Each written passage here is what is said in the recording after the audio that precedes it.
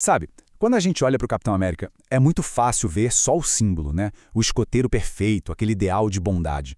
Mas essa visão, na verdade, ignora uma verdade muito mais complexa e, para ser sincero, bem mais dolorosa. Acontece que, por trás daquele escudo, existe uma arquitetura psicológica que foi forjada muito, mas muito antes do soro do super-soldado. E é exatamente essa arquitetura que a gente vai desvendar hoje.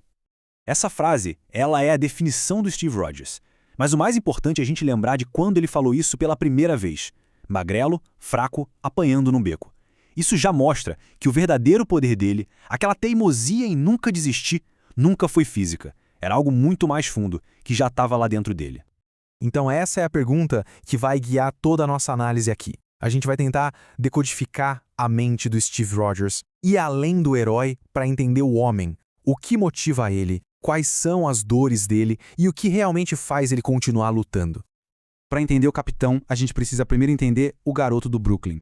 O Soro não criou o herói do nada. Ele só deu as ferramentas para que Steve pudesse ser quem ele sempre foi. A base de tudo já estava lá, sabe? Nas ruas, nos becos. A análise que a gente está usando aponta para um diagnóstico psicológico bem específico, baseado na teoria clássica dos 4 temperamentos. É uma forma antiga, mas bem interessante de entender a personalidade. E segundo essa teoria, o Steve Rogers não é um tipo simples. Ele é uma fusão de 2 temperamentos muito poderosos e que muitas vezes entram em conflito. O melancólico, que é aquele que sente tudo profundamente, e o colérico, que é o que age de forma decisiva. E essa frase ilustra o ponto principal de um jeito brilhante. Pensa só, o soro não mudou a tinta com que o Steve Rogers foi escrito, não alterou o temperamento fundamental dele. O soro só deu para ele uma caneta muito, muito maior e mais poderosa para expressar o que já estava na alma dele. Primeiro, vamos olhar o lado que domina nele, o melancólico. É isso que explica o idealismo dele, aquela lealdade feroz, quase irracional a pessoas como o Bucky Barnes, e também explica aquela tristeza que parece que ele sempre carrega, sabe? É um temperamento que vive por princípios e sente cada perda com uma profundidade que é, assim, imensa. E aqui está o motor dele, o lado colérico. É isso que faz ele levantar e lutar contra os valentões, não importa o tamanho. É a fonte da liderança natural dele no campo de batalha e da sua incapacidade total de tolerar injustiça. É a vontade de agir, que está ligada com aquela profundidade de sentimento do melancólico. Certo. Agora vamos analisar o efeito do soro. Foi uma amplificação gigantesca de tudo que ele já era. Só que toda amplificação tem consequências. E para o Steve, essas consequências não foram só poderes, foram fardos psicológicos que deixaram as tendências que ele já tinha ainda mais fortes. Pensa no peso disso. Primeiro, a hipermnésia.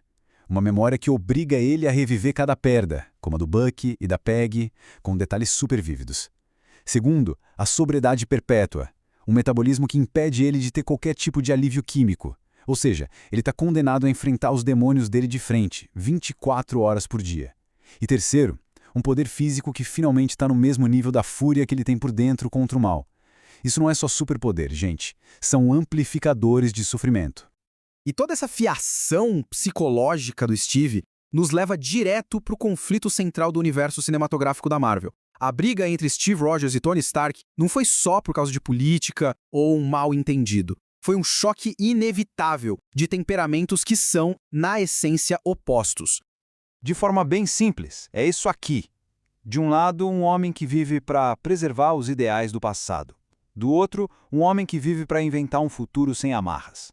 Um é focado em princípios que não mudam, o outro em resultados práticos. A colisão entre os dois era só uma questão de tempo. Agora, o que é fascinante nessa tabela é como ela detalha essa incompatibilidade. Olha o foco temporal. Steve está preso ao passado e aos seus princípios, enquanto Tony é um futurista pragmático. Na motivação, está o maior choque. Por Steve, o certo é o certo, ponto. Para o Tony, os fins justificam os meios. Até o jeito deles de brigar é oposto. Steve guarda rancor, pensa, julga em silêncio, já o Tony explode e esquece. A guerra civil não foi uma escolha, foi só a consequência lógica de como os sistemas operacionais morais deles funcionavam. E ser essa sentinela moral, esse pilar de retidão, tem um custo imenso. O heroísmo do Steve não vem de graça sem dor. Na verdade, ele é alimentado por uma luta constante contra o próprio sofrimento mental, que é uma consequência direta do temperamento dele ter sido amplificado. A memória perfeita dele acaba virando uma maldição. Ele é, neurologicamente, incapaz de seguir em frente. Ele vive num estado de luto crônico, preso num passado que para ele é tão real quanto o presente. Cada rosto que ele perdeu, cada promessa que ele quebrou, tá tudo sempre ali, com ele. Essa combinação do temperamento melancólico com o trauma todo que ele viveu leva a um quadro clássico de estresse pós-traumático. Ele carrega uma culpa perfeccionista, aquela crença constante de que ele não fez o suficiente, que ele poderia ter salvado mais alguém. É por isso que ele nunca para, nunca descansa. No fundo, o Steve é um introvertido, um homem fora do seu tempo, cuja única conexão de verdade com o passado se foi. Então ele usa o trabalho, as missões, a luta, como uma fuga do silêncio, porque é no silêncio que os fantasmas do passado gritam mais alto. É uma solidão existencial, sabe? Muito profunda. E agora, vamos avançar para ver como tudo isso leva à escolha final dele em Vingadores Ultimato. Aquilo não foi uma aposentadoria nem uma fuga, foi o ato final de cura psicológica, a integração das duas metades conflitantes dele. E isso aqui ilustra a beleza do arco dele de um jeito brilhante. Primeiro, ele cumpriu o dever colérico dele até o fim, como o soldado que ele é. A missão estava completa. Só então ele se permitiu atender à necessidade mais profunda da alma melancólica dele. Voltar para casa, para a única pessoa que conhecia ele antes de tudo e finalmente curar a ferida da perda. Então, o ponto crucial é este. A decisão de ficar com a Peggy não foi um ato egoísta. Foi a única maneira de ele finalmente vencer a própria guerra interna. Ele não fugiu da luta. Ele encontrou a cura para as feridas mais profundas dele, trocando o escudo, que era o símbolo do seu dever, pela aliança, o símbolo da sua paz. E isso nos deixa com uma pergunta para refletir, né? Talvez a verdadeira fonte da força dele não fosse o soro que o deixou poderoso, mas sim o temperamento que o fez sofrer tão profundamente e que, mesmo assim, o fez escolher fazer a coisa certa, todos os dias.